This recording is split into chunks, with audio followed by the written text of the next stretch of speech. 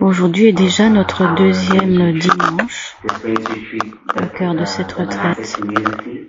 Cette retraite des pluies, c'est le moment où notre communauté monastique et les amis qui séjournent durant 3 mois se retrouvent et ont l'occasion d'explorer les enseignements de notre maître qui sont de l'année 2012-2013 et qui s'intitulait à l'époque l'âme sœur du Bouddha.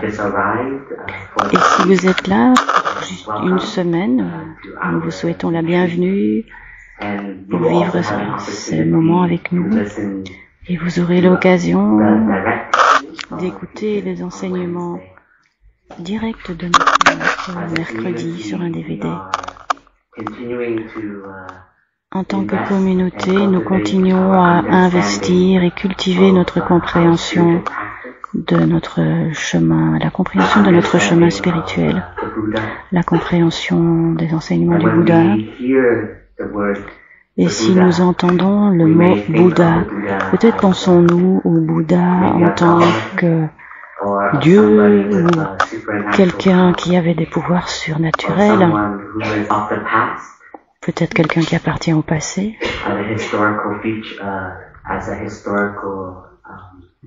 une personne historique. Mais dans notre tradition, quand nous invoquons le nom du Bouddha, ou quand nous pensons au Bouddha, c'est en fait pour établir une relation, non pas en dehors de nous, mais plutôt une relation à l'intérieur de nous. Car le terme Bouddha est le titre qu'a reçu Siddhartha quand il fut pleinement éveillé. Et Bouddha, ça veut dire l'éveil, s'éveiller. Et dans notre langue moderne, Bouddha, c'est aussi l'énergie de pleine conscience. C'est la graine de pleine conscience dont nous avons tous hérité. C'est un héritage qui nous vient de nos ancêtres spirituels et génétiques.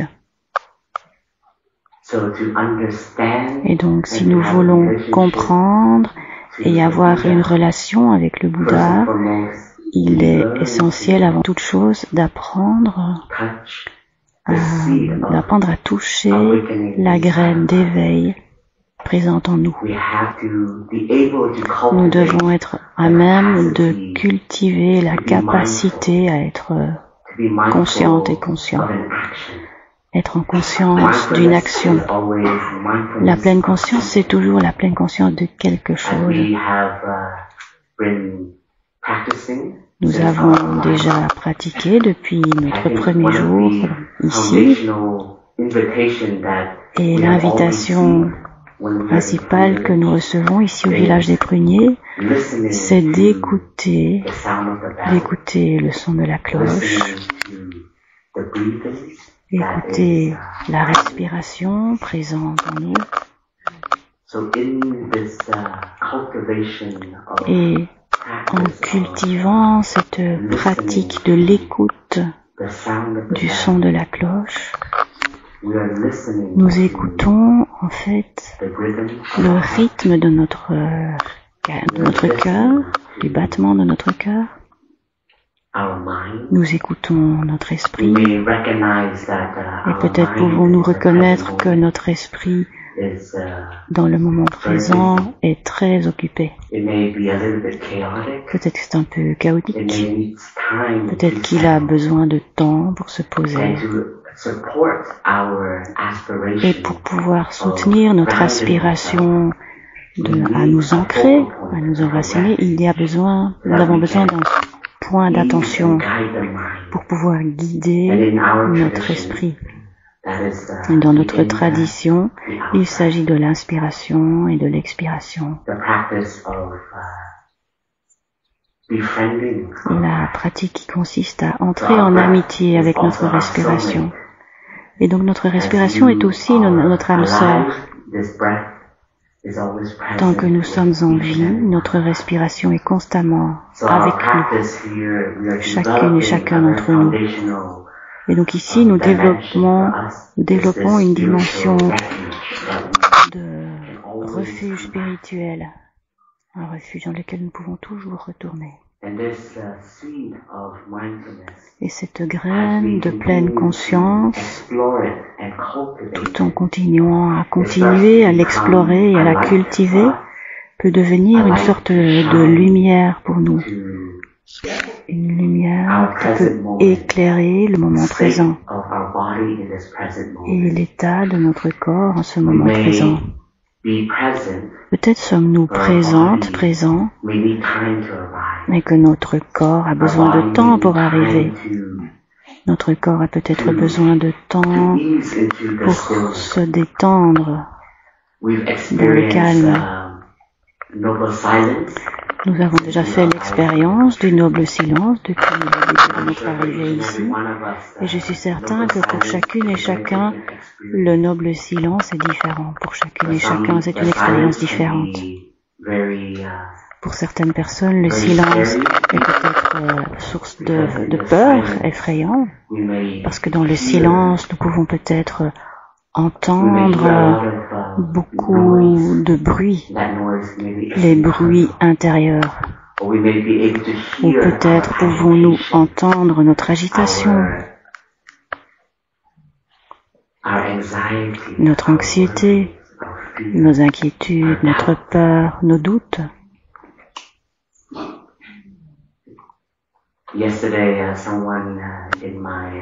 Hier, une personne faisant partie de mes mentors, de mes mentees, partageait son expérience.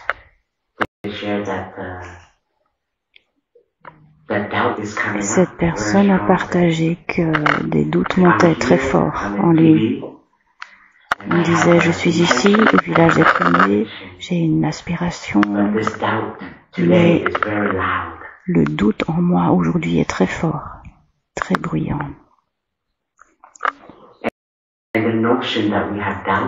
La notion d'avoir le doute peut faire monter en nous l'idée que nous échouons dans notre pratique, que nous n'arrivons pas à être présents dans la retraite, que nous n'arrivons pas à être présents, présentes.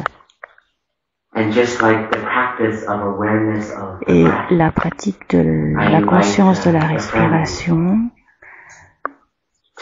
est une invitation pour cet ami et pour nous à sourire aux doutes et se dire ok, c'est ok d'avoir des doutes, parce que le doute était probablement déjà là depuis longtemps, mais nous étions tellement occupés que nous n'avons pas pu l'écouter, nous n'avons pas pu nous écouter et écouter les doutes non seulement présents au village des pruniers, mais des doutes présents dans notre vie et qui se manifestent parce que là, maintenant, nous avons enfin la capacité à nous apaiser et à permettre le silence, permettre la présence du silence qui nous permet d'écouter ce qui est là en nous et d'entendre ce qui est là. Et j'ai aussi invité cet ami à pratiquer comme ceci quand le doute émerge, quand la sensation est là, au lieu de fuir et de craindre, plutôt le voir, le nommer, l'appeler par son nom. Coucou mon doute, je sais que tu es là. Et en ce moment, je suis là. Si j'ai la capacité, je peux être avec toi, je peux respirer avec toi. Je peux commencer à regarder profondément en toi. D'où vient cette peur? Qu'est-ce qui a déclenché cela aujourd'hui? Est-ce que c'est une conversation? Est-ce que c'est un moment où j'étais seule? À un moment où je ne me sentais pas enracinée, ancrée, et donc le doute a émergé.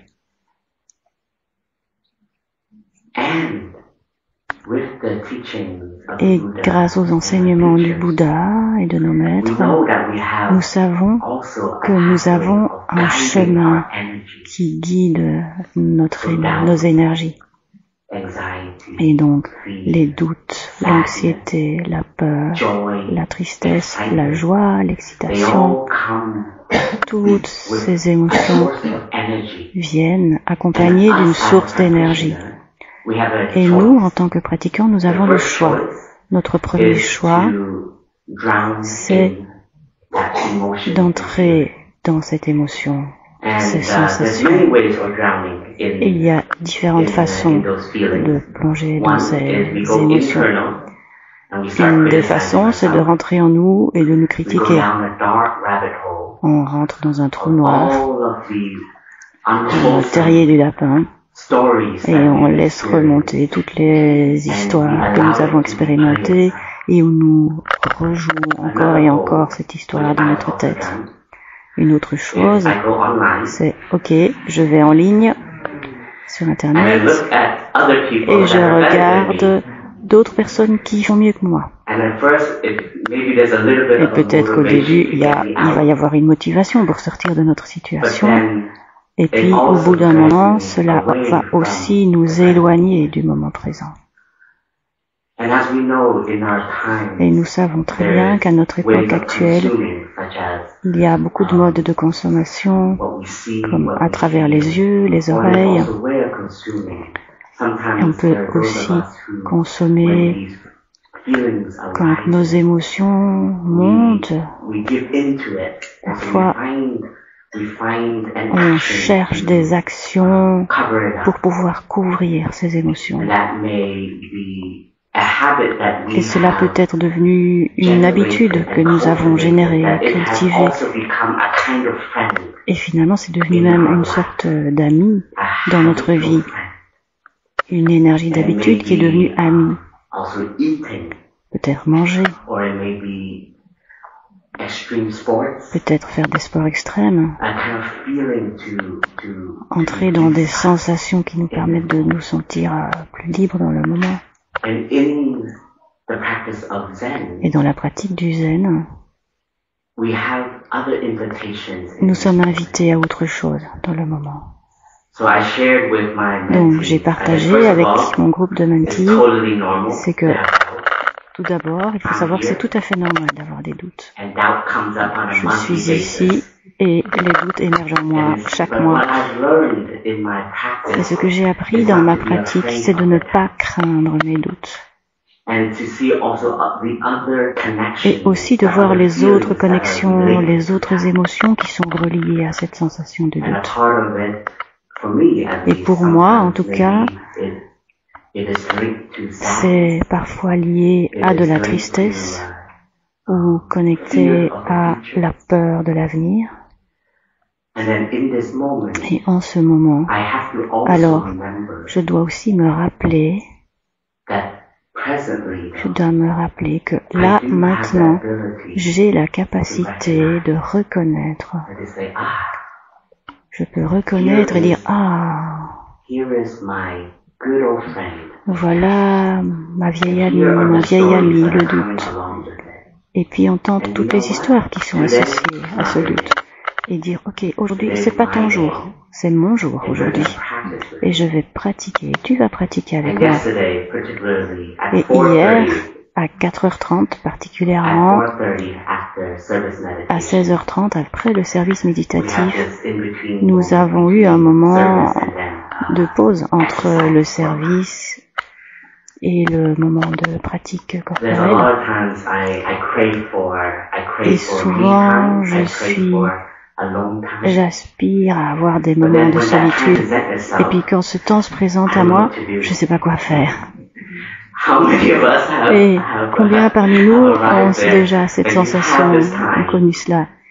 Vous avez enfin le temps auquel vous aspiriez, et puis, oh mais qu'est-ce que je vais faire avec ça? Et puis alors, on peut parcourir notre liste. Ok, je peux lire, je peux écouter, je peux faire ça, je peux faire ça. Et puis il y a déjà 30 minutes qui sont passées. Et hier, particulièrement, parce que je savais que je devais enseigner aujourd'hui, ce doute spécifique sur mais est-ce que je suis assez bon pour enseigner, c'est vraiment comique parce que ça se présente à moi à chaque fois que je vais enseigner.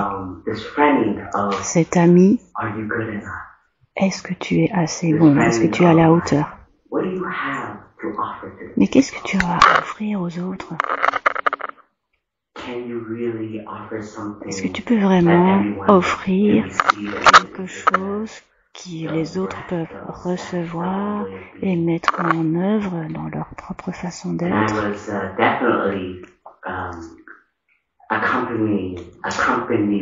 Et j'accompagnais vraiment toutes ces pensées qui sont venues des habitudes. Et heureusement, fort heureusement, il y a eu une fenêtre. Il y avait une fenêtre là où j'étais. J'ai regardé dehors, j'ai vu le ciel bleu, j'ai vu les arbres. Et je me souviens, mes frères et sœurs ont déjà partagé que bien souvent, ce qui les soutient, c'est d'être dans la nature. Et j'ai déjà partagé moi-même très souvent cela. Mais est-ce que je l'ai fait? Et donc je me suis dit, ok, Fakou, sors. Lève-toi et sors. C'était une action très simple. Mais ça m'a demandé du courage et de l'effort pour sortir de cet état où j'étais dans mes sensations, mes émotions. Parce qu'à ce moment-là, j'ai reconnu que c'était pas une méditation, c'était une réminiscence de souffrance. Et je ne regardais pas la souffrance en tant qu'issue, je regardais la souffrance comme pour plonger encore dans ma propre souffrance. Et donc un peu je tombais dans une sorte d'auto-apitoiement, de m'auto-apitoyer, de me plaindre sur moi-même. Et les jours qui précédaient, il a beaucoup plu. Et donc il y a beaucoup de feuilles au sol dans la forêt de chênes qui est proche de la résidence des frères. Et donc c'était une action très simple. Je suis sortie et j'ai commencé à balayer les feuilles. Et dans cette action du balayage, j'ai pratiqué le lâcher-prise de mon histoire. Et j'étais capable d'être complètement présent avec cette action de balayer. Je me suis enraciné dans le moment présent, dans ce geste du balai. Et j'ai pu sentir la sensation de joie dans le fait d'être capable d'ôter les feuilles qui étaient là dans la véranda. Et tout en faisant ce geste, j'étais vraiment conscient qu'il s'agissait d'une méditation. C'est une méditation au-delà du coussin. Parce qu'à ce moment-là, j'ai pu reconnaître et j'ai été capable de mettre en action une pratique qui m'enracine.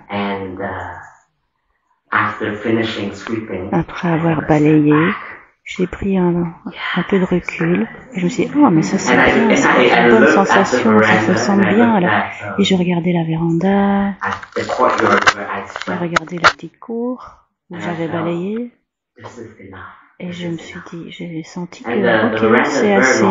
La véranda est très longue, donc je n'avais balayé que devant deux pièces, deux chambres. Et je me suis dit, oh, j'espère qu'ils vont voir que de ce côté-là c'est propre et qu'ils vont continuer là où ça ne l'est pas. Et ce qui s'est passé en réalité, c'est qu'à ce moment-là, je suis rentrée dans une forme de jugement en me disant, oh mais mes frères, c'est tellement simple. Nous avons envie d'avoir un endroit propre, mais personne ne fait le travail.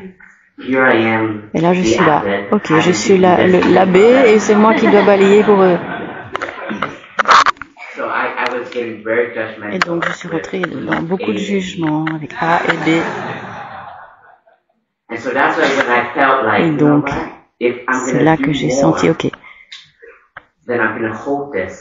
si je fais davantage, je vais rester coincé dans ce ressentiment pendant plusieurs jours.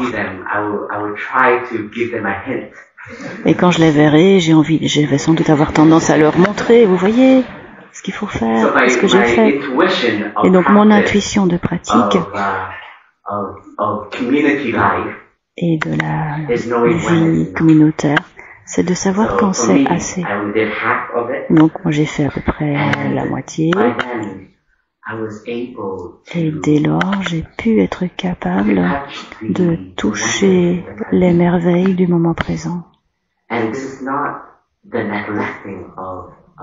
Et ce n'est pas une façon de négliger le doute et la souffrance, la douleur, mais il s'agit de notre responsabilité à chacune et chacun en tant que pratiquante et pratiquant d'être capable de générer ces moments de paix à l'intérieur de nous. Ces moments qui nous permettent d'être. Nous ne sommes pas perdus dans nos pensées, mais nous sommes dans le moment présent. Et c'est pour cela que dans notre tradition de pratique de la pleine conscience, nous devons cultiver la vision profonde que la compréhension que nos activités quotidiennes très mondaines, très routinières sont un moyen de nous ancrer et de sortir de nos histoires et de la créativité de notre esprit. Et c'est important d'avoir des actions très concrètes qui nous permettent d'avoir des rappels quant au fait que ces actions, qu'il s'agisse de balayer, de marcher, de se faire une tasse de thé, etc., ces actions ont toutes la capacité de nous réaligner dans le moment présent. Parce que dans ce moment présent, dans cette action, avec conscience et intention, la guérison advient. Et que peut-être nous n'avons pas reconnu. Cette guérison, c'est le fait que dans le moment présent, nous nous entraînons à avoir la capacité à prendre soin de la souffrance, prendre soin de la douleur, des doutes. Parce que dans ce moment-là, j'ai été capable de toucher la joie. J'ai été capable de toucher la joie de la vie. Cette joie de la vie, on ne doit pas se dire qu'elle est à l'extérieur de la douleur et de la souffrance. Cette joie de la vie nous donne de l'information, que nous avons la capacité à éprouver la joie. Au sein de la communauté laïque du hameau du Haut, lors de notre premier rassemblement, nous avons écouté notre aspiration. L'une de ces aspirations, c'était de pouvoir être capable de toucher et cultiver la joie. On peut se dire que la joie, c'est quelque chose qui est très excitant, qui est très spécial, mais pour moi, si je peux voir les fruits de la pratique, j'éprouve la joie de reconnaître, la joie de la simplicité des actions qui m'aident à être libéré de mes émotions passées qui émergent encore dans le moment présent. Donc, dans notre pratique, nous sommes souvent rappelés à la conscience de l'inter-être. L'inter-être entre le bonheur et la souffrance, la paix et la violence, la bonté et la haine. Et peut-être que dans notre idéal de méditation et de transformation, on peut se dire que nous devons être capables de débloquer, décoincer, délier les nœuds de nos formations mentales ou de nos expériences. Mais peut-être que c'est aussi très important pour nous de voir et de prendre la pleine responsabilité de générer les émotions plaisantes et les sensations agréables qui sont en nous. Ces formations mentales sont en nous, telles que la paix, le bien-être, le calme. Juste reconnaître que nous nous donnons la permission d'être ici pour écouter.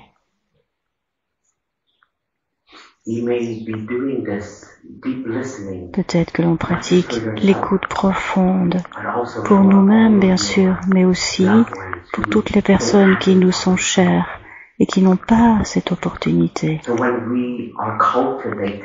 Et donc, quand nous cultivons cette capacité à créer nos bases spirituelles, nos fondements, nos fondations spirituelles, et de faire émerger cette conscience que nous sommes capables d'apporter de la joie et de la paix dans notre moment présent. Alors cela, c'est vraiment un super pouvoir.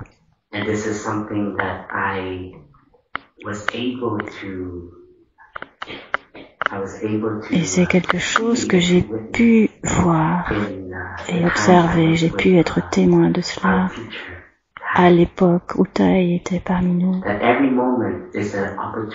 Chaque moment est une opportunité de choix. Quand quelque chose émerge, nous avons le choix. Soit nous accompagnons cela, et parfois nous sombrons dedans, ou nous avons le choix de le guider dans le moment présent.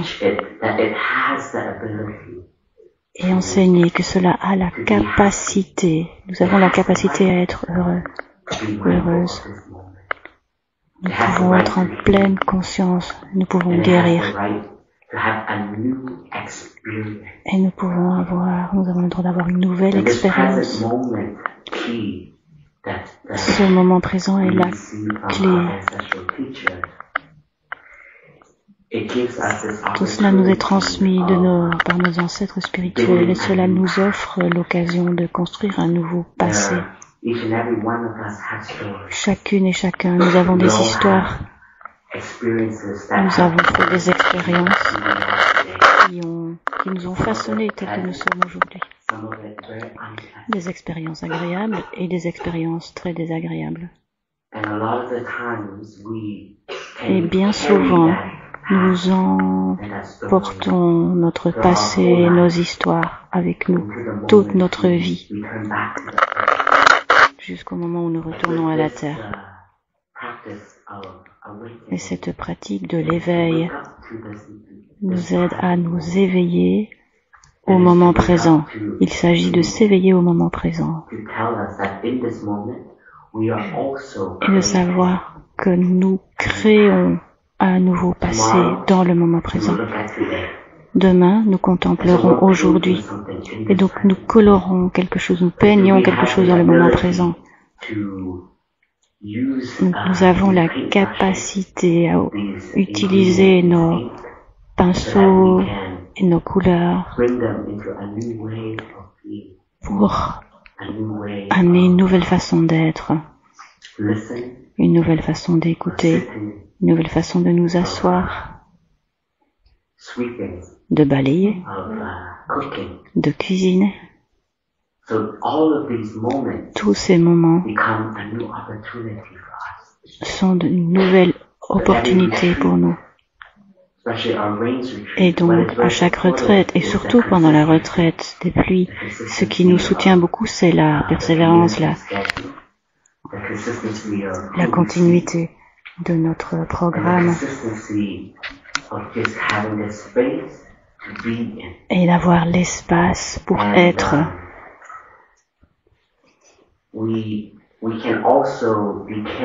Nous pouvons aussi nous laisser emporter par nos intentions et nos aspirations.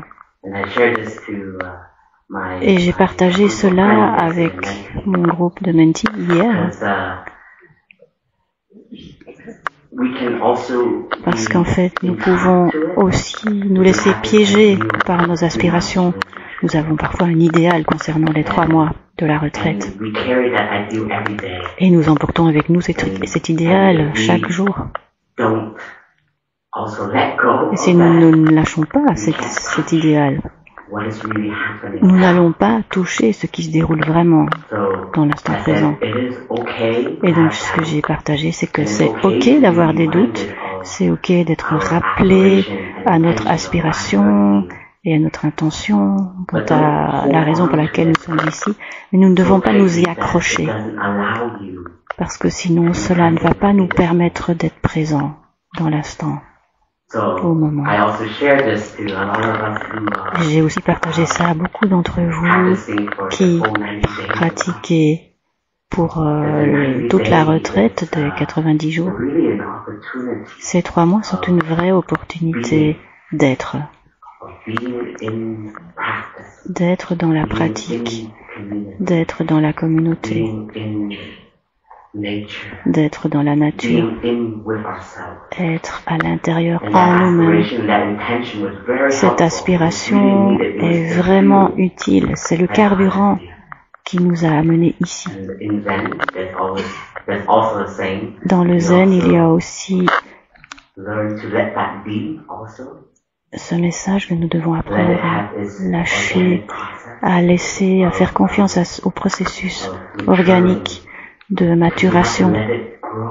Nous devons laisser les choses mûrir et grandir dans le sol de la pratique et lâcher l'idée de ce que devrait être cette expérience pour entrer dans ce que l'expérience est. Et donc, il y a quelque chose qui est très vivant pour moi, qui s'est présenté à moi, et qui est très vivant depuis hier soir. Et j'avais envie de partager à la communauté plus large. Nous allons écouter un son de la cloche ensemble et apprécier notre respiration.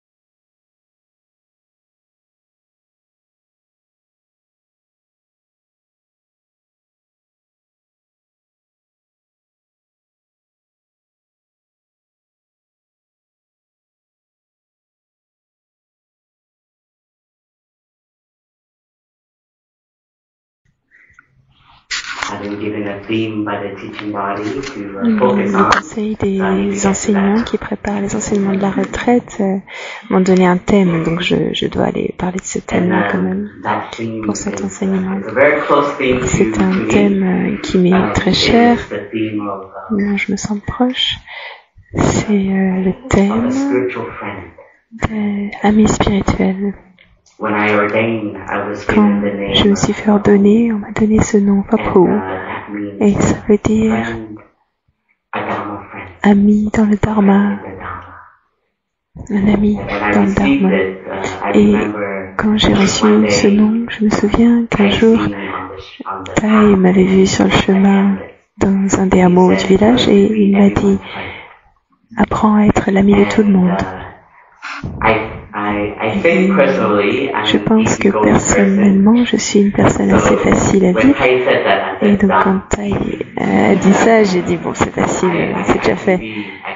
Je peux apprendre à être l'ami des gens. Si je les connais pas, je peux leur offrir juste un sourire.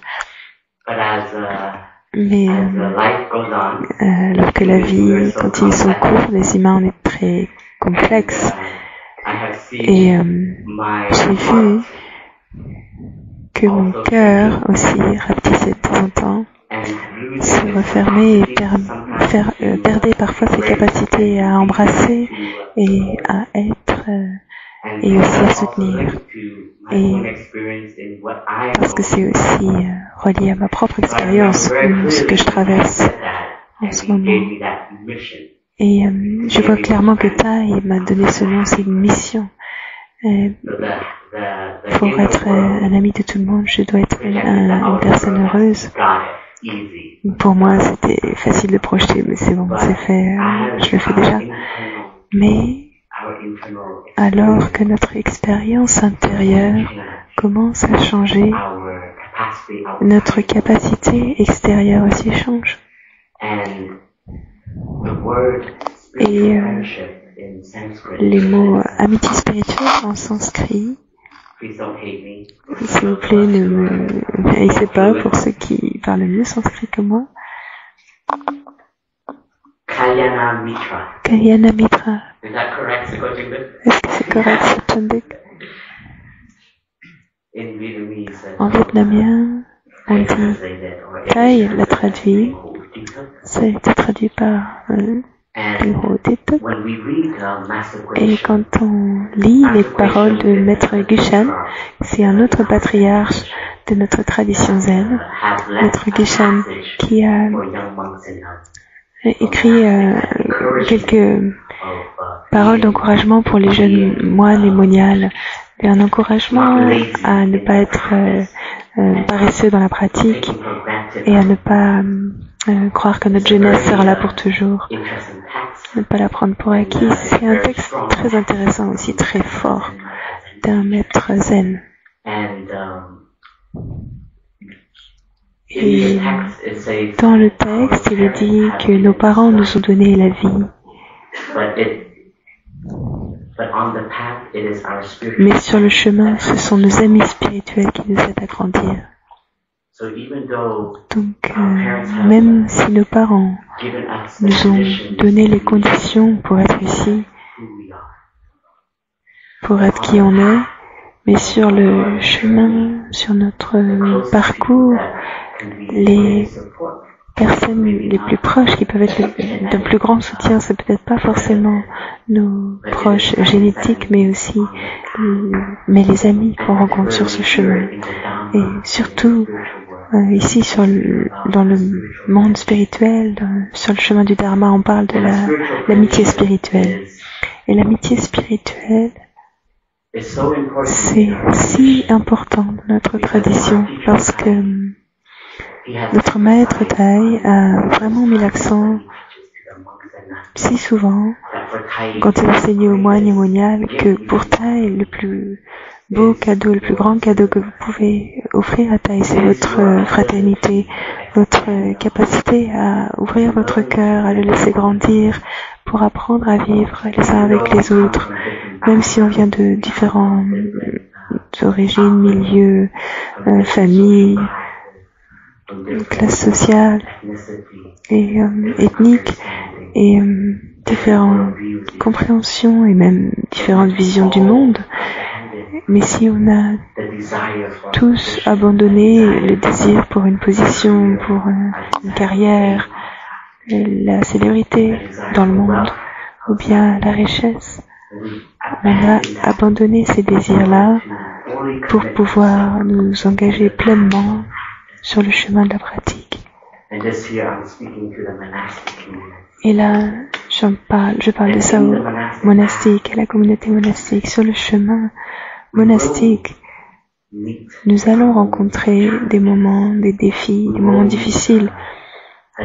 On va rencontrer des difficultés et parfois notre propre capacité de voir cela et de traverser ces épreuves n'est pas suffisante. Et c'est pour ça qu'on doit aussi apprendre à prendre refuge dans la Sangha. Prendre refuge dans cette fraternité, sororité, dans l'amitié qu'on cultive entre nous. Et l'amitié, ce n'est pas quelque chose qui est donné. C'est une culture. On doit le cultiver, le développer et le faire grandir.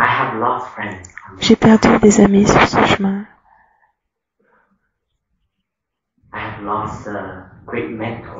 J'ai perdu des très bons mentors sur ce chemin. quand je me suis fait ordonner, une des raisons pour lesquelles je suis devenue moine, c'est parce qu'ils étaient tellement cool. Quelle que soit cette partie de mes pensées sur les super-héros, je me disais, ils sont vraiment cool, ils sont pas mal, hein. Je veux vraiment faire partie de ça, peu importe ce que c'est ça. Et ma première année, la retraite d'été, chaque enseignement, je m'endormais. Mais à chaque fois que les moines et les moniales venaient pour offrir le chant, j'étais toujours réveillée. Et je voyais cette image d'un groupe de brun, rasés en brun, et je les voyais comme un seul corps qui chantaient ensemble et qui offraient ce chant, et ça m'a vraiment laissé une impression, une marque à l'intérieur. Et donc, quand on se joint à cette communauté, une de nos premières tâches en tant que membre de la Sangha, c'est d'apprendre à élargir, à agrandir notre cœur et notre acceptation, capacité à accepter. Et donc, on va rencontrer les habitudes des uns des autres, et quand on rencontre les habitudes des uns et des autres, c'est une occasion de pratiquer. J'ai déjà été dans des chambres que je partage aussi pour les personnes qui sont là avec nous, 90 jours de retraite. J'ai partagé la chambre avec plein de personnes. Il y a ceux qui sont super silencieux, ceux qui sont plutôt dans le genre à faire la fête, ceux qui ronflent, etc. Toutes les habitudes de chacun. Et tout le monde a des idées de ce qu'est une chambre parfaite. Et donc, une de nos pratiques, c'est d'apprendre à harmoniser tout ça. Et de se dire, ok, on va créer des règles communes, en fait, là. Là, il y a un espace pour le thé, un espace commun. Donc, s'il y a une tablette de chocolat, sur cette table, tout le monde peut en manger. Et si la tablette de chocolat est sur mon étagère, ne la mangez pas encore, s'il vous plaît. J'ai pas encore pratiqué de lâcher prise. Je la vois encore comme la mienne. Très simple. Je partage ça parce que j'ai déjà eu de la colère dans mon expérience avec une expérience comme ça. Pas moi particulièrement, mais un de mes compagnons de chambre. Et j'ai déjà fait l'expérience aussi d'être avec mes frères. En principe, quand on est en colère, on prend soin de notre colère. Mais j'ai des frères qui ont claqué la porte, ils sont sortis. Et la réalité qu'on a probablement tous créé, notre version du village premier, notre version de la famille marron, où on sait tous comment pratiquer, et un jour où la porte a claqué, je me suis dit, on est tellement humain, j'adore. Et au lieu de focaliser notre esprit sur les jugements, ce que j'ai déjà fait, je me suis dit, et on est des humains. Je me suis rappelé de ça. Et on fait tous chacun de notre mieux. Et le mieux qu'il puisse faire en ce moment, au moins, il est sorti de la chambre. Et il n'a pas voulu mettre plus d'huile sur le feu dans la chambre. Parce qu'il savait au moins que s'il restait un peu plus longtemps dans cette chambre, ça allait pas être très joli tout ça. Donc il est sorti. Et j'oublierai jamais ce moment-là parce que j'avais un idéal sur mes frères et sœurs. Et à ce moment-là, je me suis dit, en tant qu'amis spirituels, on cultive cette amitié ensemble. C'est aussi apprendre à accepter nos faiblesses, nos défauts, et de voir ce qui est au-delà de cette action. Et ce frère, il a eu honte après cette action. Il n'est pas revenu dans la chambre jusqu'à minuit. On était tous très inquiets. Mais ce qui s'était passé pour lui, c'était apprendre à gérer ce qui se passait en lui après cette action qu'il avait juste fait de claquer la porte en sortant. Et le jour d'après, quand on a reparlé de ce moment, de voir aussi au-delà de l'action de cette personne, de voir, oui, il a claqué la porte, mais oui, il est aussi sur le chemin de pratique, il pratique et il essaye de transformer la honte en lui. Et comment est-ce que moi je peux pratiquer? Comment est-ce que je peux le soutenir? Est-ce que je rajoute du sel sur la blessure? C'était mon grand frère. J'aurais pu choisir de perdre complètement la foi en lui, ne plus du tout lui faire confiance. Mais une partie de moi se rendait compte, il pratique. Et comment est-ce que je peux le soutenir en moi, en moi-même, en élargissant, en agrandissant ma capacité à accepter, ma capacité à embrasser un membre de la communauté et de ses actions. Et ça c'est une pratique de vraiment être un ami sur ce chemin et un ami du chemin, de m'engager sur ce chemin. Et dans l'enseignement qu'on a entendu récemment, que Tari a donné pour ceux et celles qui n'étaient pas là, tous ces enseignements, on va aussi les mettre en ligne sur notre site du village, pour que vous puissiez le suivre, et sur la chaîne aussi du village. Et il y a une phrase que Tari a dite qui m'est vraiment restée, parce que dans cet enseignement sur comment définir et comprendre les enseignements du Bouddha, Tari a dit, même si l'enseignant ou l'enseignante ne pratique pas bien, ne pas lâcher prise sur le Dharma, ne pas laisser tomber le Dharma, même si ce qu'on voit, on rencontre un pratiquant, une pratiquante, nos amis, nos frères sur le chemin, nos sœurs, et à un moment, ils souffrent. Et ils traversent quelque chose de difficile et on peut perdre notre confiance et on peut laisser tomber le chemin à cause de ça. Mais est-ce que c'est pas aussi notre propre responsabilité de s'accrocher et de s'en tenir à cette fondation de la pratique et pour aussi soi-même être un rappel, un exemple et une source de nourriture pour cette personne qui est peut-être en train de traverser des difficultés. Comme je vous ai partagé, j'avais 2 mentors et ces 2 mentors étaient vraiment mes idoles quand je suis devenue moine.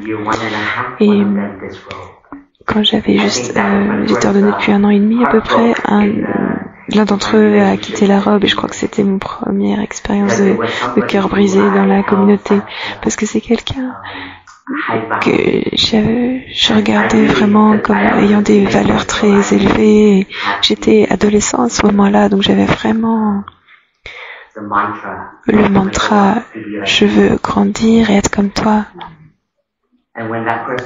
Et quand cette personne est partie, ça m'a tellement brisé le cœur parce que je sentais qu'il était mon compagnon sur le chemin, mon grand soutien. Et comme quand quelque chose est déraciné, une plante est déracinée de la terre, on est comme des arbres, tous des plantes, et toutes nos racines sont connectées et reliées sous la terre. Et quand cette plante n'est plus là, il y a cette douleur, ce trou, ce vide qui est là, qui se manifeste.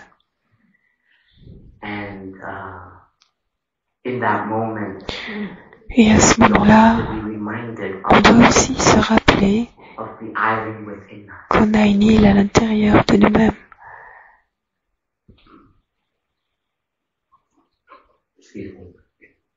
Pardon.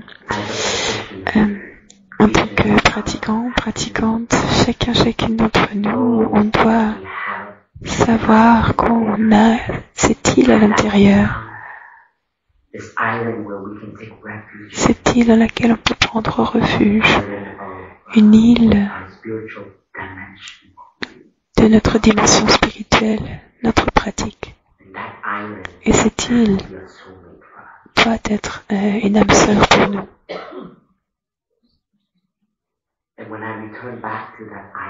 Et quand je retourne à cette île, je reviens à cette île, à ce moment-là, quand j'y suis retournée, j'ai senti que rien n'était perdu, même si ce frère n'était plus là, parce qu'il y a une part de lui qui est très vivante en moi. Et s'il n'avait pas été là, j'aurais pas pu cultiver ces pratiques. Donc, sa perte, que je vois comme une perte, mais quand je regarde profondément, ce n'est pas une perte, parce que maintenant, ça fait partie de moi. Et comment je peux continuer pour lui, en moi. Donc, de manière intellectuelle, au niveau intellectuel, j'étais capable de relier ces deux choses-là, mais de manière pratique, j'ai aussi dû faire le deuil de sa perte et de son absence. Et sa présence me manquait. Et aussi, je devais me donner la permission d'être triste.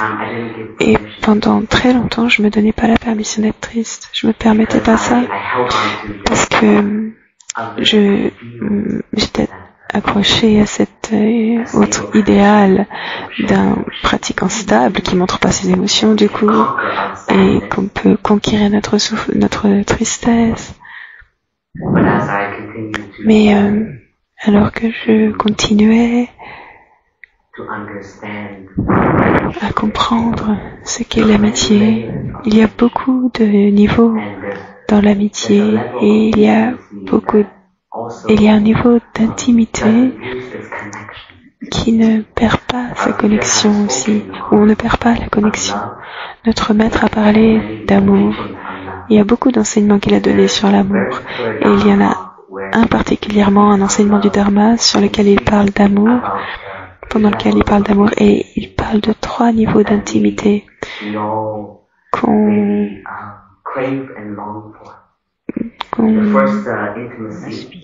aspire à trouver. Et un premier niveau d'intimité, c'est intimité physique. Le deuxième, c'est émotionnel. Et le troisième, il parle de cette intimité qui nous amène dans une dimension spirituelle. C'est aussi l'intimité spirituelle. On cultive une connexion au niveau spirituel. Et j'ai vraiment contemplé sur ça parce qu'en tant que moine, ma pratique, c'est aussi de transformer et d'être ami avec mon désir sexuel, la recherche du plaisir, et de ne pas voir ça comme un ennemi, de ne pas voir ça comme quelque chose à supprimer ou réprimer, mais de voir ça comme une source d'énergie, une source de vie.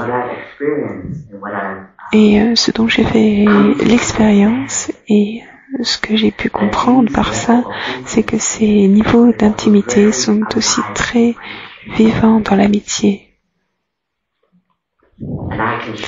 Et je peux partager avec vous que je suis très nourrie par ces 3 niveaux d'intimité dans la communauté. Quand on pense à l'intimité physique, on peut penser aux relations sexuelles, on peut penser à l'intimité physique des humains, comme on doit se tenir dans les bras, ou conquérir cette personne, obtenir cette personne doit être à nous. Et peut-être, oui, dans le monde laïque, avec des partenaires, il y a cette dimension.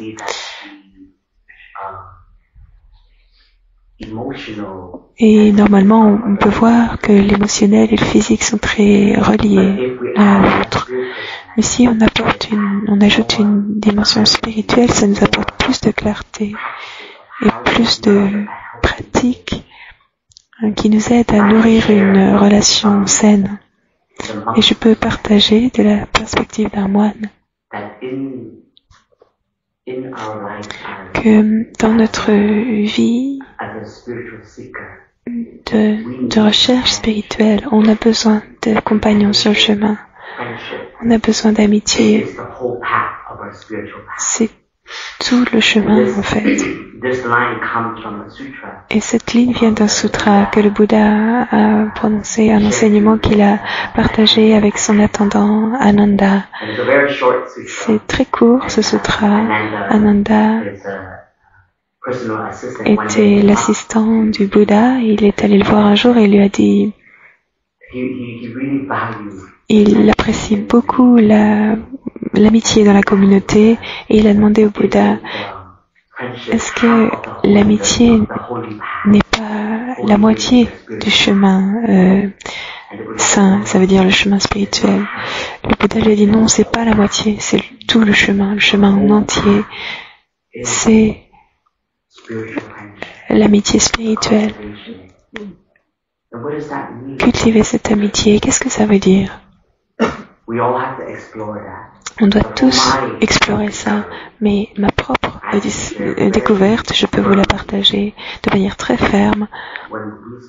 Quand on parle d'intimité physique, dans la pratique monastique, on a un respect pour chacun et chacune des aspirations de chacun et chacune à abandonner nos désirs mondains pour nous orner de la robe brune, de la sangati, raser notre chevelure comme un engagement à être des moines et des moniales.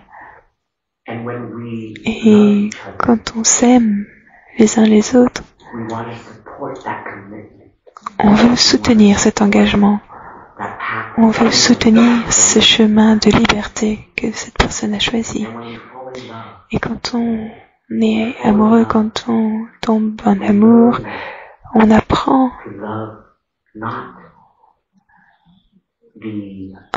à aimer, pas cette recherche, cette avidité pour l'intimité qui sera jamais satisfaite en fait, même si on a transformé et qu'on se sent complet à l'intérieur, mais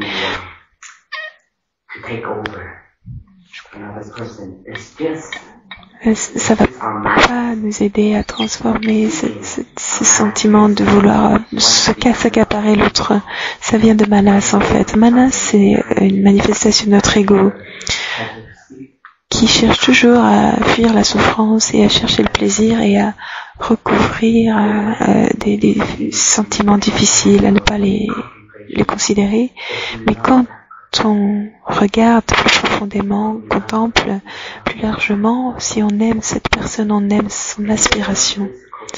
Et leur présence physique, sa présence physique est une fleur dans notre jardin, dans le jardin de la communauté. Et comment, en tant que pratiquante ou pratiquant, en tant qu'ami, comment est-ce que je peux soutenir cette fleur pour qu'elle continue à exister, qu'elle continue à être? Et un jour, Thay a dit, chacune d'entre nous, au monastique, il a dit, on appartient tous, on fait tous partie du jardin du Bouddha, et personne d'entre nous personne n'a la permission de prendre cette feuille et de la mettre dans votre poche. Cette fleur est pour tous les êtres. Et je peux partager pour moi-même que je me sens personnellement tellement en intimité avec certains de mes frères et sœurs que je sais que je serai toujours à vouloir les protéger physiquement. Et je sais que je peux être présent dans... Et donc cette amitié, cette présence n'est pas un idéal, mais c'est vraiment une réalité. Et cette compréhension, ça a mis des années à être cultivée. se manifester en compréhension. Et cette amitié peut devenir une âme sœur pour nous, qui nous aide à nous rappeler et à nous guider sur le chemin. Et le Bouddha a enseigné beaucoup de sutras, en fait, sur l'amitié. Et quand le Bouddha nous parle d'amitié spirituelle, d'amis spirituels, un des éléments d'un ami spirituel ou d'une amie spirituelle, c'est quelqu'un qui peut arroser les bonnes graines dans l'autre. L'un et l'autre, on peut aider aussi à mettre en lumière les endroits un peu plus obscurs qu'on ne peut pas voir soi-même. Donc on peut voir grâce à la lumière que l'autre apporte où est-ce qu'on apporte de la souffrance. Et un vrai ami partager, mon frère là, non, ça marche pas ce que tu fais. Et je te vois souffrir, je souffre en tant que ton ami. Et parce que je t'aime vraiment, je te partage ça à partir de cet espace d'amour et de confiance qui est là en moi. Et c'est arroser les bonnes graines, les graines justes dans l'un et l'autre, et aider à désherber notre jardin ensemble. Et un ami spirituel est aussi un ami qui nous aide à rester sur le chemin noble sentier octuple, le chemin de la vue juste, de la concentration juste, de la pleine conscience juste, de l'effort juste, des manières d'exister juste, de la parole juste, de l'action juste et de la pensée juste. Donc un ami, une amie spirituelle, c'est aussi quelqu'un qui nous soutient, qu'on se soutient les uns les autres, à être sur ce chemin simplement. Et il y a aussi une pratique de la générosité dans l'amitié. Générosité dans l'écoute et dans la présence. Générosité aussi en offrant de l'espace les uns pour l'autre, l'un pour l'autre. Et dans l'amitié, on sait qu'on peut aussi consommer nos amis, même quand ces personnes, par exemple, deviennent juste un moyen de consommation, une personne qui vous fait comme un moyen pour que vous vous sentiez assez, vous sentiez écouté. Mais peut-être qu'au début, si on peut s'écouter soi-même, si on n'y arrive pas, d'autres peuvent nous aider à nous écouter. Donc on peut apprendre à partager, on peut apprendre à verbaliser notre expérience. Mais dans l'amitié, selon le Dharma, nous devons aussi pouvoir construire une compréhension de la générosité de l'espace l'un pour l'autre, offrir l'espace l'un à l'autre et voir est-ce que je me sers de cette amitié ou est-ce que j'offre aussi à l'amitié. Et de manière très naturelle, quand on devient avide dans l'amitié et qu'on cherche seulement que les autres nous écoutent, qu'ils nous entendent, qu'ils nous donnent de l'espace, la limite de l'autre personne va être atteinte, l'autre va perdre sa capacité à être vraiment là. Et on peut se dire, mais dans le Dharma on dit qu'on doit toujours être là l'un pour l'autre, mais oui, mais c'est aussi notre responsabilité d'écouter et de savoir comment soutenir l'amitié pour qu'elle dure, pour qu'elle soit durable. J'ai perdu beaucoup d'amis sur le chemin spirituel, comme je vous ai partagé.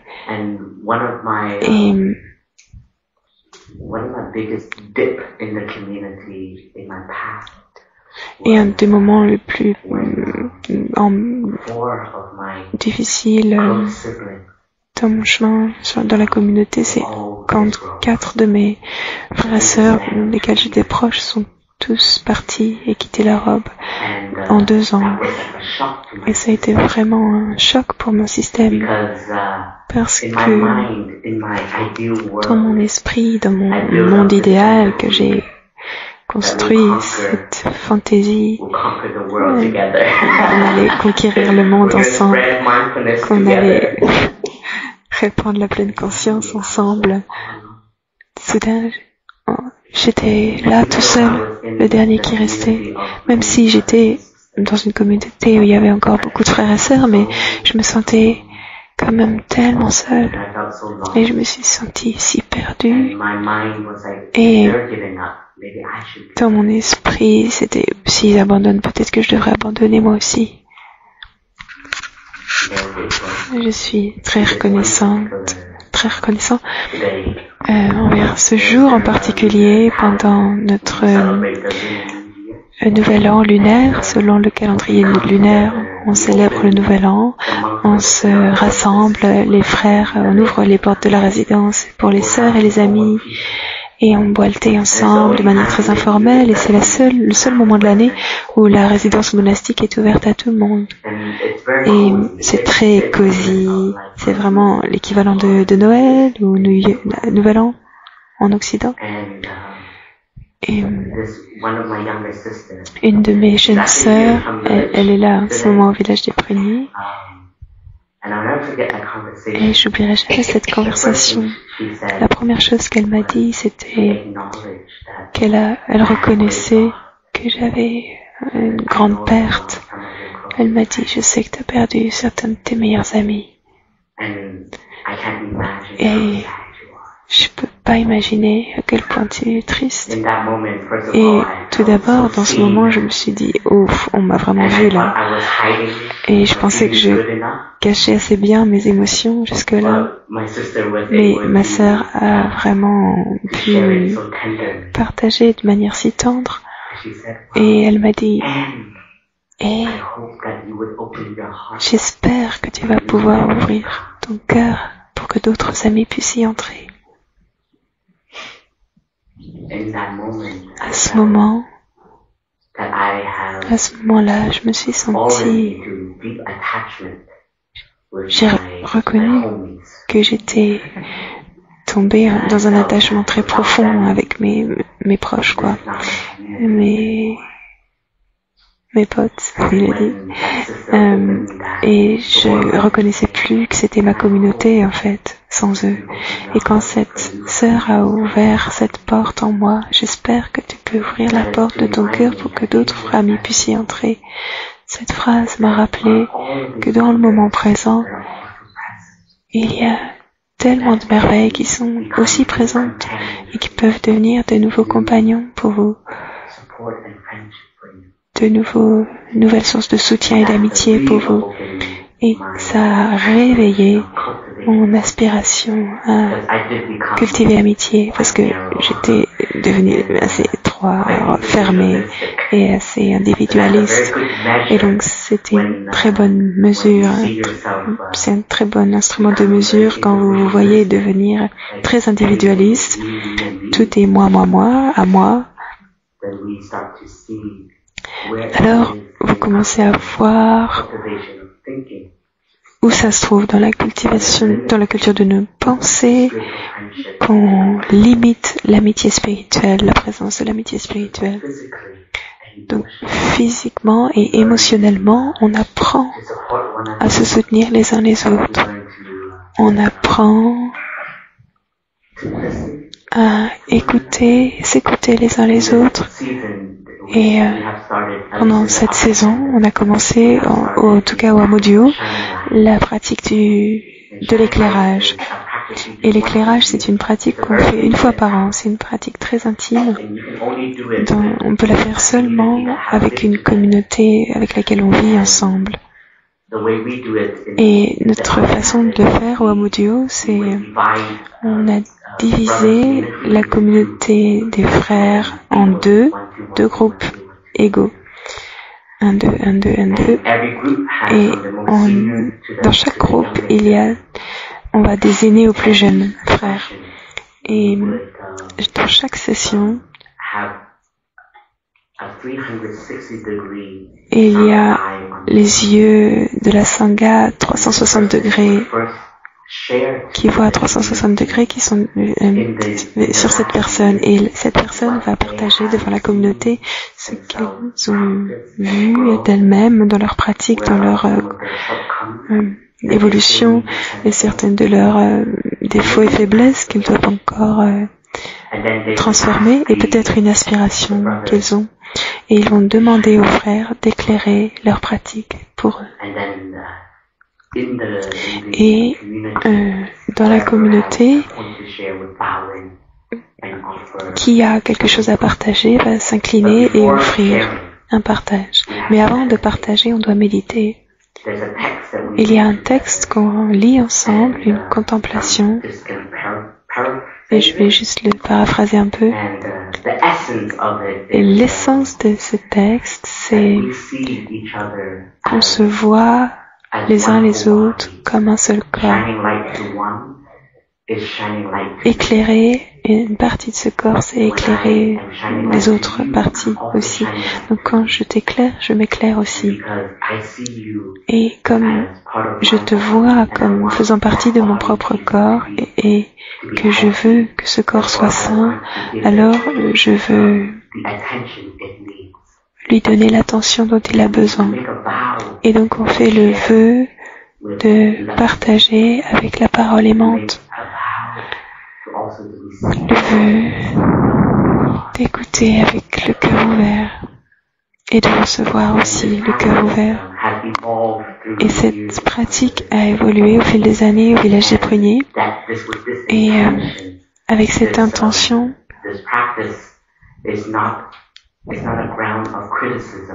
on voit que cette pratique n'est pas une fondation critique pour critiquer, mais c'est vraiment pour pouvoir nous permettre une base pour nous permettre de se nourrir les uns les autres, de voir et nourrir. Et la plupart du temps, on voit combien de fleurs cette personne a dans sa façon de vivre dans la communauté. Et une de mes grandes joies dans la communauté, parce qu'il y a devenu une de mes grandes joies dans la communauté, parce qu'il y a beaucoup de frères que j'ai pas assez de temps de connaître un peu plus. J'ai pas l'occasion de travailler avec eux, de passer trop de temps avec eux, donc j'ai des perceptions sur ces frères. Mais quand j'entends mes autres frères partager sur eux, partager ce qu'ils ont vu, entendu, fait l'expérience avec ces frères, je peux faire grandir mon esprit, ma compréhension de ces frères et voir, oh, ils ont aussi toutes ces capacités-là. Parce que souvent on reste bloqué dans notre perception, c'est la perception qu'on a des autres. Et cette perception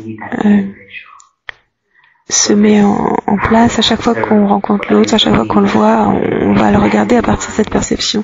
Et pour moi, en tout cas, je vois que ça m'aide à élargir mon horizon sur les membres de la Sangha, les membres de la communauté.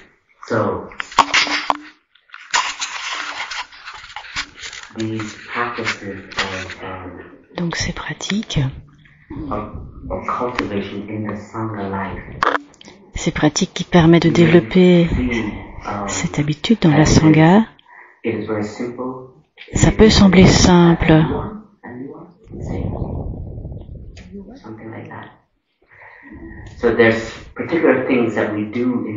Il y a différentes choses que nous faisons au sein de la communauté et peut-être que ça ne nous semble pas important, toutes ces choses-là, mais en fait, elles représentent vraiment le cœur de la construction de notre Sangha, de notre communauté.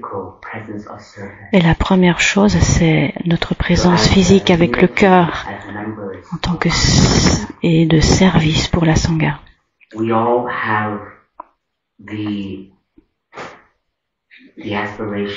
Nous avons toutes et tous l'aspiration à rendre service, à soutenir tous les êtres. Et au niveau de la communauté, nous avons tous l'aspiration à développer notre cœur de service envers la communauté à laquelle nous appartenons. Et il arrive que dans notre pratique, nous arrivions au stade de devenir bhikshu, bhikshuni ou enseignants du Dharma.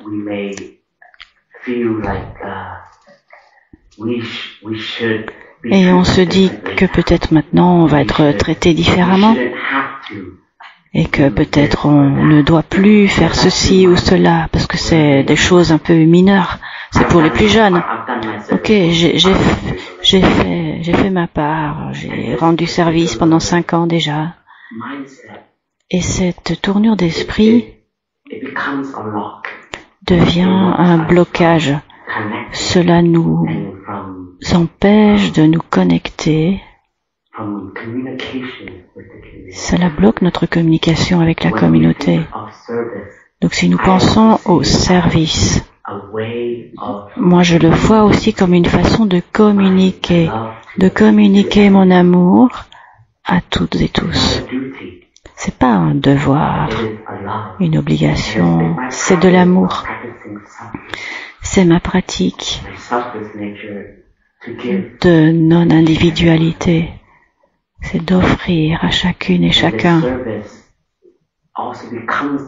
Et ce service devient alors la langue de l'amour. Et donc, je vais un petit peu m'adresser maintenant davantage à la communauté monastique sur ce point. Parce qu'en fait, quand nous cherchons à développer la communication et à être, si nous ne nous offrons pas nous-mêmes à la communauté sous la forme de présence, de pratique, d'enseignement et d'être, de service envers les autres, si nous attendons l'amour et l'admiration et l'attention de la part des autres,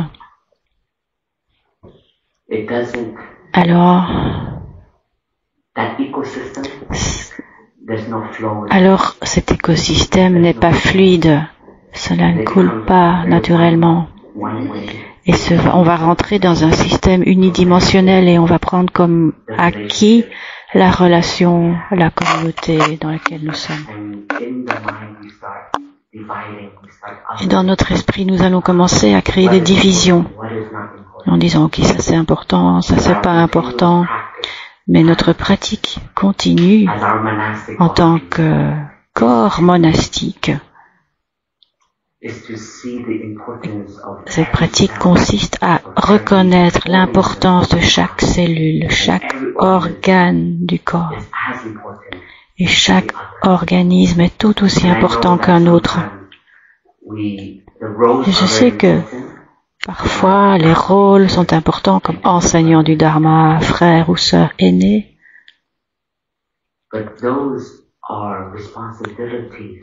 Mais ce sont des responsabilités pour nous qui nous rappellent comment dans cette tradition zen, cette transmission se poursuit jusqu'aujourd'hui. Et c'est notre responsabilité de transmettre, d'être là, d'écouter, d'être présent. Et quand Tai parle de sororité, de fraternité, il n'évoque pas uniquement les moments de thé, les moments de jeu et de joie ensemble. Il parle des 4 piliers qu'il nous a transmis. Les piliers de la pratique, le pilier de l'étude, d'ouverture, le pilier de service, servir à travers nos responsabilités quotidiennes, mais aussi à travers notre responsabilité de recevoir quelques responsabilités envers la Sangha, peut-être avoir des responsabilités que nous n'avons pas choisies nous-mêmes.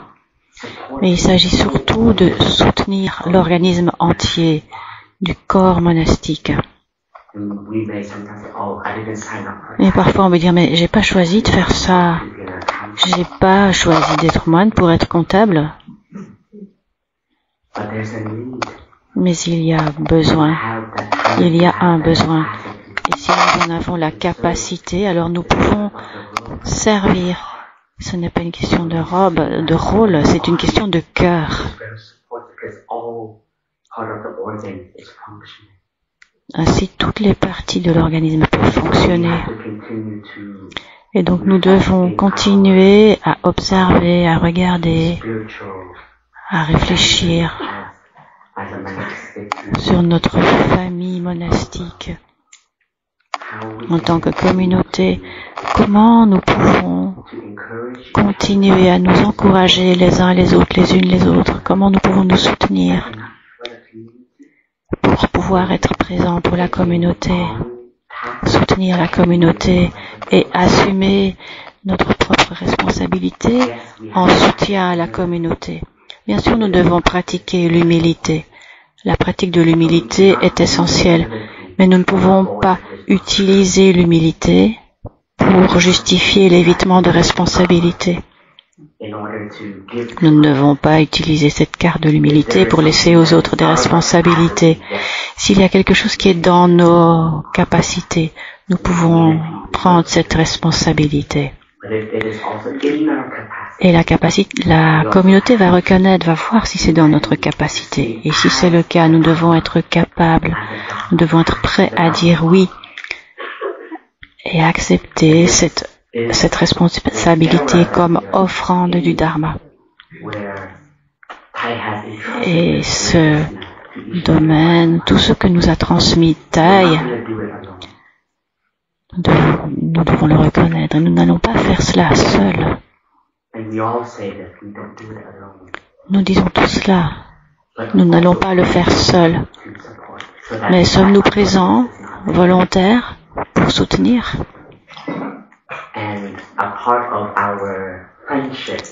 Et une partie de notre amitié est d'apprendre aussi à célébrer la contribution des uns des autres, des unes des autres envers la communauté. À chaque fois que nous voyons la jalousie émerger en nous, nous pouvons canaliser notre esprit et voir, ok, c'est une fleur au sein du jardin de l'humanité. Merci, chers frères, merci, chères sœurs, d'être un traducteur exceptionnel pour la communauté. Merci de consacrer tant d'heures à ces enseignements du Dharma qui nous permettent l'accès aux traductions directes de Thay. Et quand quelqu'un offre quelque chose à la communauté, et bien sûr il faut des individus pour constituer une communauté. Il y a la dimension historique. On voit dans les dimensions historiques, ok, elle y arrive dans la communauté. Mais notre pratique, c'est de voir que notre offrande est une offrande de la communauté. Et si nous avons le soutien, cette unité de soutien dans la communauté, nous sentons que nous avons beaucoup de pouvoir, de capacité, et nous sentons que nous ne sommes pas seuls à le faire, parce que nous le faisons avec chacune et chacun, ensemble.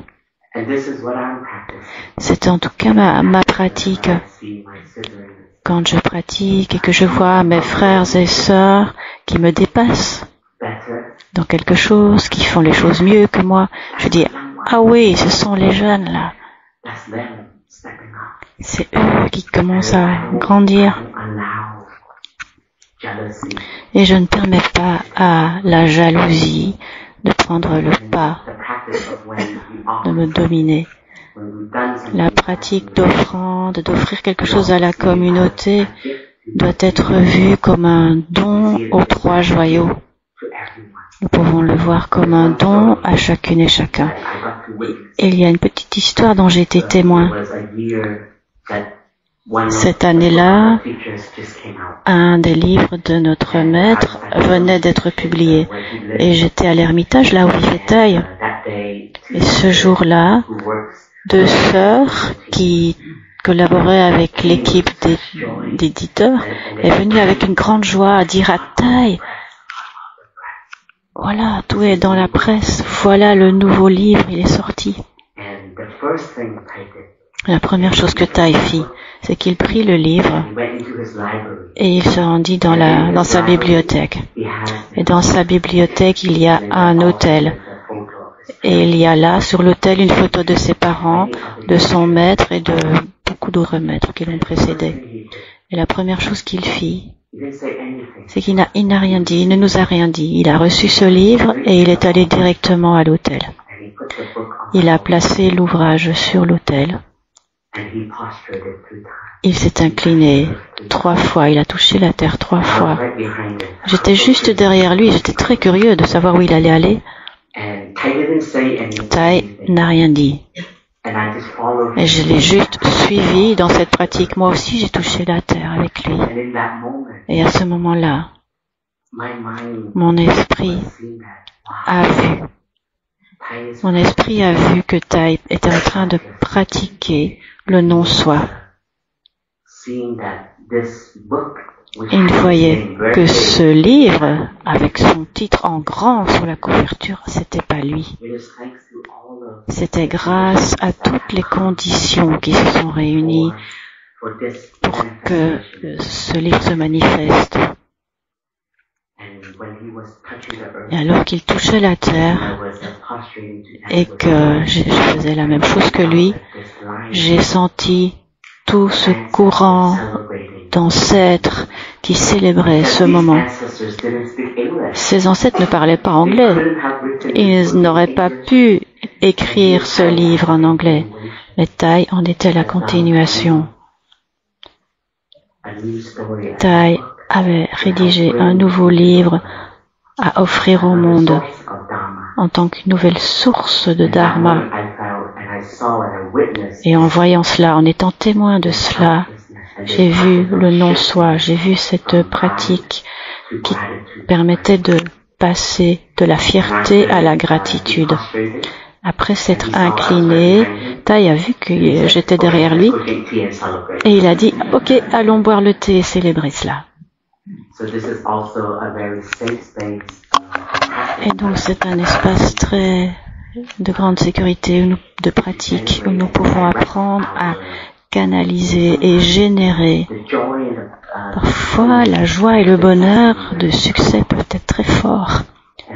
Et cela peut arroser des graines de fierté, l'ego. Et donc cet espace sûr que j'ai vu, c'est de pouvoir partager les mérites et de cultiver la gratitude et de voir toutes les conditions qui ont permis que se manifeste cela, cet ouvrage notamment. Merci beaucoup, chère communauté. Nous allons écouter 3 sons de la cloche ensemble, savourer notre respiration,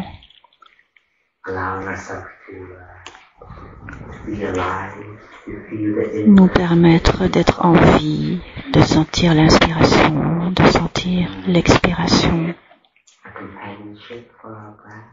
d'être un compagnon, une compagne pour notre respiration et de continuer à nous engager dans l'amour, la confiance dans le Dharma, dans la Sangha et dans le Bouddha, la nature d'éveil présente en chacune et chacun d'entre nous.